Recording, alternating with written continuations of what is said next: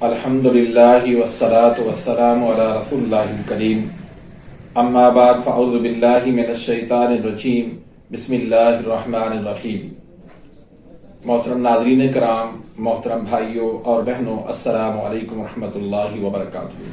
اللہ پاک سے دعا ہے اللہ پاک آپ تمام بھائیوں کی اور تمام بہنوں کی پریشانیاں دور فرمائے اور اللہ پاک آپ کو کامل صحت والی زندگی عطا فرمائے۔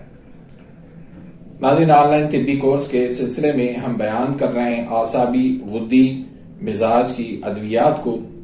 اعصابی غدی تحریک جو تری کی تحریک ہے، اس کو عرف عام کے اندر تر گرم مزاج کہا جاتا ہے۔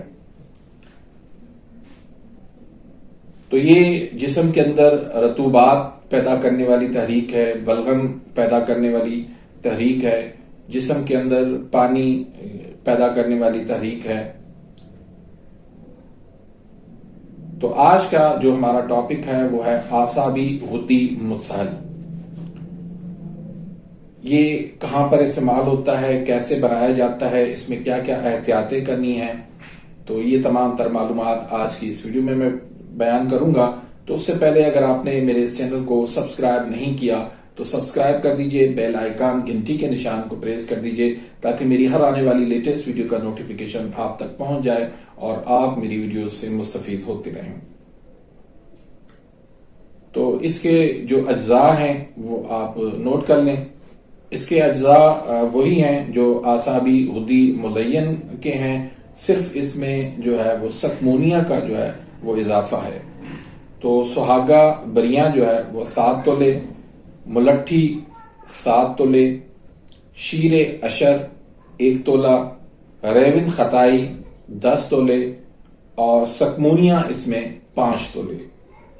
تو پہلے اس کو بنانے کے لیے پہلے آپ نے کیا کرنا ہے کہ سہاگا کو بریاں کر لینا ہے، پھر ملٹھی اور سہاگا کو باریک پیس لینا ہے اور ریون خطائی کو بھی باریک پیس لینا ہے اور اک کا دودھ اس میں شامل کر کے اس کو خوب آپ نے اچھی طرح سے کھل کر لینا ہے۔ کم از کم آپ اس کو 3 گھنٹے تک 4 گھنٹے تک آپ اس کو کھل لازمی کریں۔ تو پھر اس کی آپ چاہیں تو نخودی گولی بنا لیں، چاہیں تو 500 mg کے کیپسول بھر لیں، چاہیں تو آپ اس کو سفوف ہی رہنے دیں۔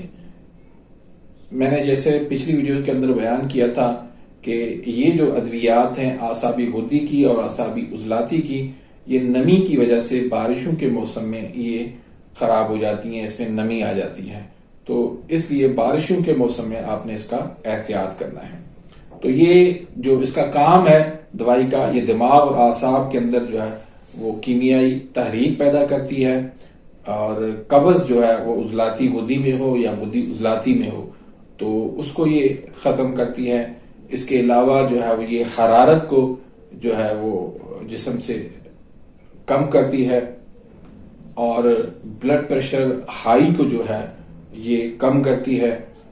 تو اس طرح جو ہے اس کے فوائد ہیں، اس طرح آپ اس کو استعمال کر سکتے ہیں۔ اس کو آپ نے دوسری ادویات کے ساتھ بھی آپ استعمال کروا سکتے ہیں مختلف علامات کی صورت میں۔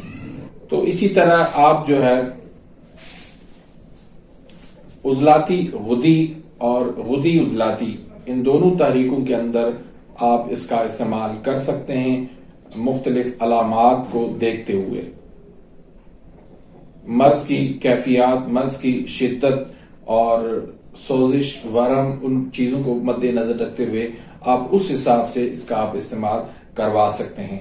اس میں سکمونیا جو ہے وہ اس کا خاص جز ہے مسہل کا، تو اس کو آپ کم یا زیادہ کر سکتے ہیں۔